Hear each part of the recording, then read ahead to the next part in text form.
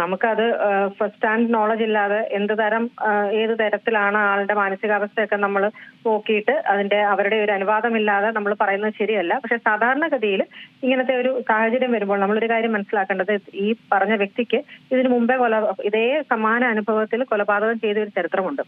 അപ്പോ ആ സമയത്ത് എന്താണ് സംഭവിച്ചത്, അത് കഴിഞ്ഞിട്ട് ഇത് ജാമ്യത്തിൽ ഇറങ്ങിയതാണോ കുറ്റവിമുക്തനായി ഇറങ്ങിയതാണോ എന്താണെന്നോ നമുക്കറിയത്തില്ല.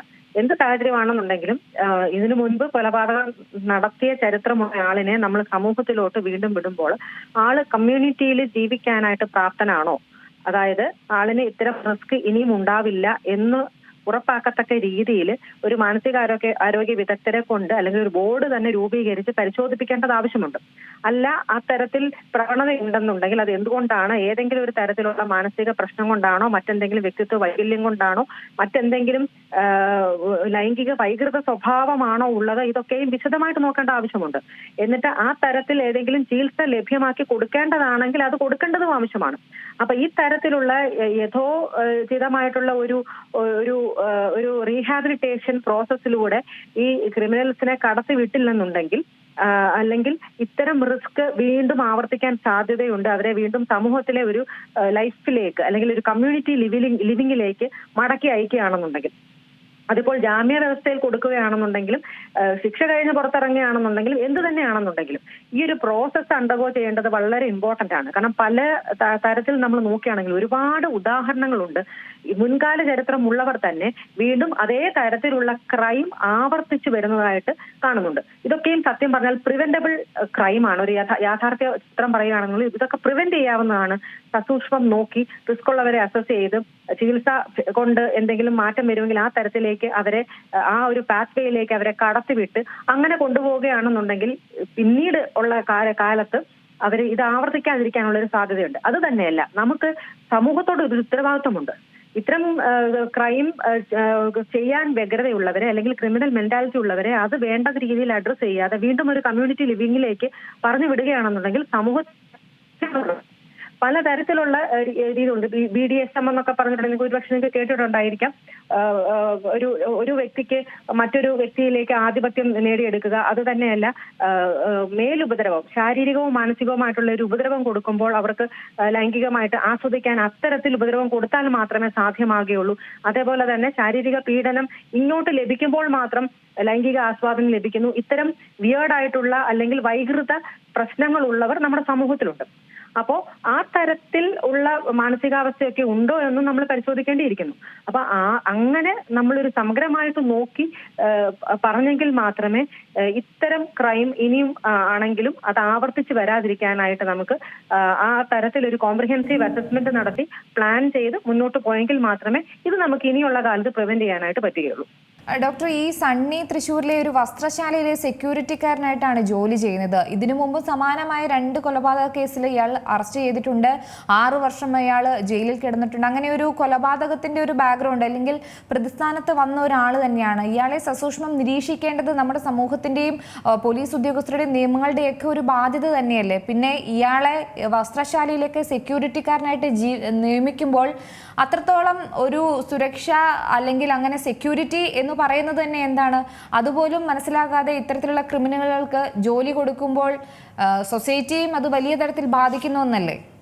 അല്ല, ഞാൻ അത് തന്നെയാണ് പറഞ്ഞു വന്നത്. സമൂഹത്തിന് എങ്ങനെയാണ് ഉത്തരവാദിത്തം വരുന്നത്? സമൂഹം എങ്ങനെ അറിയുന്നു ഇയാൾ ക്രിമിനൽ ആണെന്നും അല്ലെങ്കിൽ 6 വർഷം മുൻപ് സമാനമായിട്ടുള്ള കുറ്റകൃത്യത്തിൽ ജയിലിൽ അകപ്പെട്ടതാണെന്നും ഒക്കെ സമൂഹം അറിയണമെന്ന് ഒരു നിർബന്ധവുമില്ല.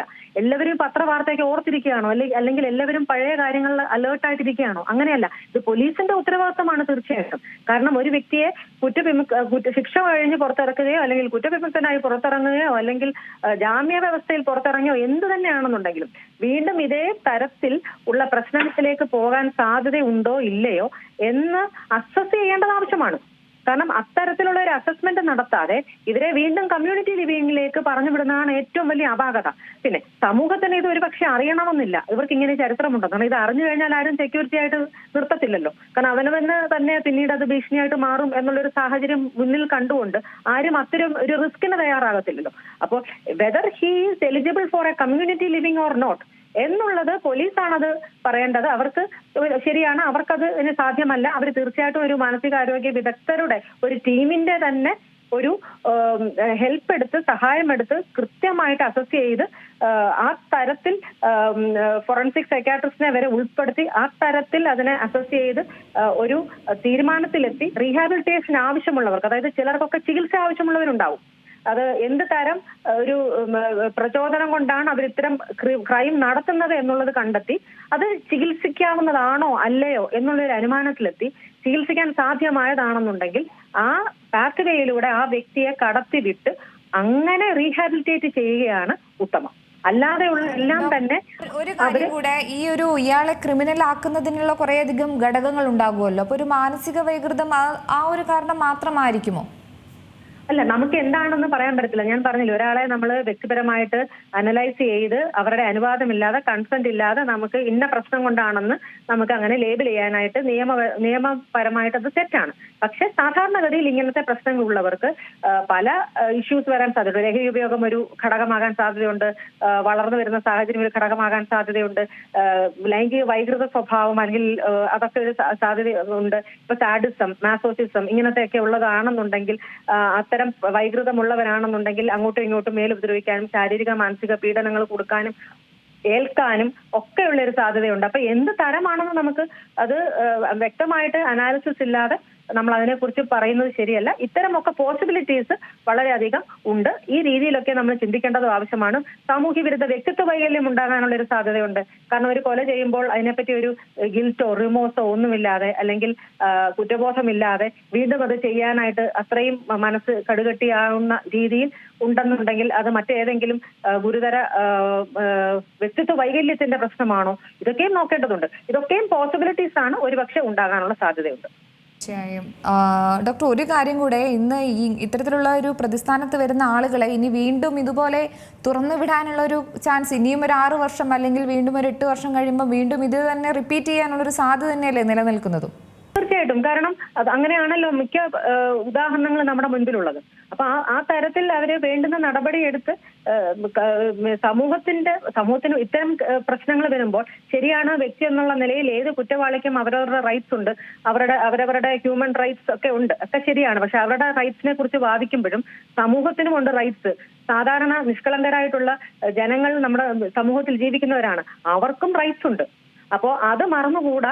ആ റൈറ്റ്സിന് പ്രയോറിറ്റി തീർച്ചയായിട്ടും കൊടുക്കേണ്ടതാണ്. കാരണം ഒരു വ്യക്തിയുടെ ഏതെങ്കിലും ഒരു ചാബല്യം കൊണ്ടോ അല്ലെങ്കിൽ ഒരു വൈകൃത സ്വഭാവം കൊണ്ടോ ആ സമൂഹത്തിൽ മറ്റൊരാളുടെ ജീവിതം കൂടി അപകടത്തിലാകുന്ന നിലയിൽ പോകുന്നത് അത് ശരിയല്ലല്ലോ. അപ്പൊ ആ തരത്തിലുള്ള മാറ്റങ്ങൾ പോലീസ് ഉറപ്പായിട്ടും അത് ചെയ്യേണ്ടതാണ്. അതിന് വേണ്ടുന്ന രീതിയിൽ മാനസികാരോഗ്യ വിദഗ്ധരെ ഉൾപ്പെടുത്തിയിട്ടുള്ള മാർഗരേഖകൾ തയ്യാറാക്കേണ്ടതാണ്. ഒരാളിനെ തിരിച്ച് സമൂഹത്തിലേക്ക് അയക്കുമ്പോൾ എന്തൊക്കെ പ്രിക്കോഷൻസ് ആണ് എടുക്കേണ്ടത് എന്നുള്ള തലത്തിൽ അത് ആലോചിച്ച് ആ തരത്തിൽ മുന്നോട്ട് പോകേണ്ടത് ആവശ്യമാണ്.